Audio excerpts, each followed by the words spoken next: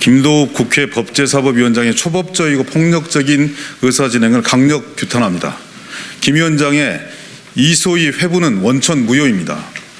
오늘 김도읍 위원장은 양곡관리법 일부 개정 법률안을 직권 상정한 데 이어 의원들의 의견을 묻겠다는 본인의 당초 약속과 달리 다수 의원의 반대에도 불구하고 이를 법안심사 이소희의 직권으로 회부하는 폭거를 자행했습니다. 검찰 독재로도 성이 차지 않는지 위원장 독재까지 감행했습니다. 지난해 12월 28일 국회 농림축산식품해양수산위원회는 양곡관리법 일부 개정 법률안 대안에 대한 본회의 부의 요구의 건을 의결했습니다.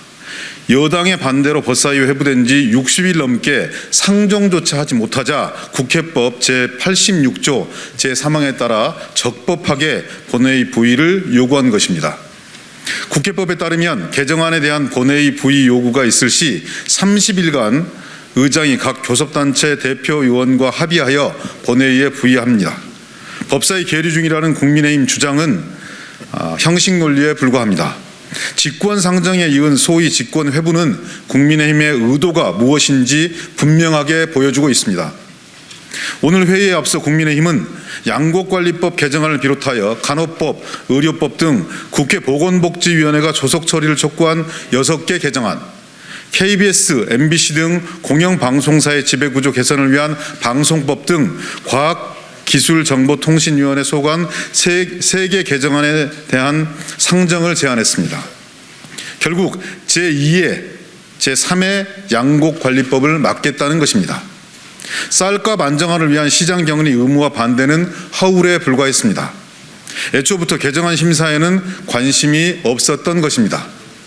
법사위를 동원하여 국회법에 따른 적법한 절차 진행을 가로막고 민생 현안 해결을 위한 야당의 정당한 노력에 어깃장을 놓는 청개구리 행보일 따름입니다.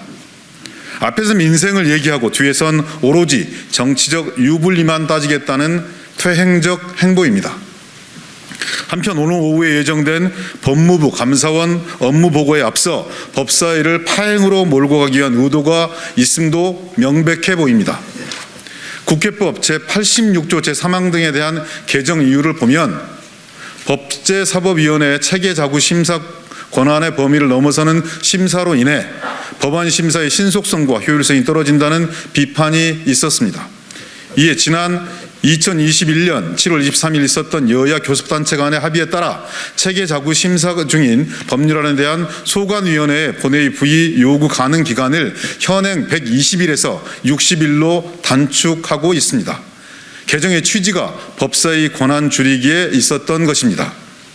오늘 김 위원장의 행동은 21년 여야 합의의 근본 정신을 정면으로 부정한 것입니다.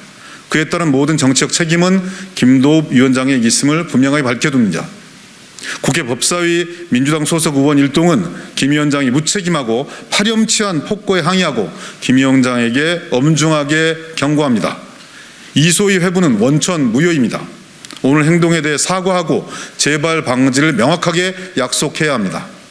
이러한 요구가 수행되지 않으면 우리는 법사위 회의 진행에 협조할 수 없음을 분명하게 밝혀둡니다. 2023년 1월 6일, 1월 16일 국회 법제사법위원회 더불어민주당 소속 의원 일동 이상입니다. 고맙습니다.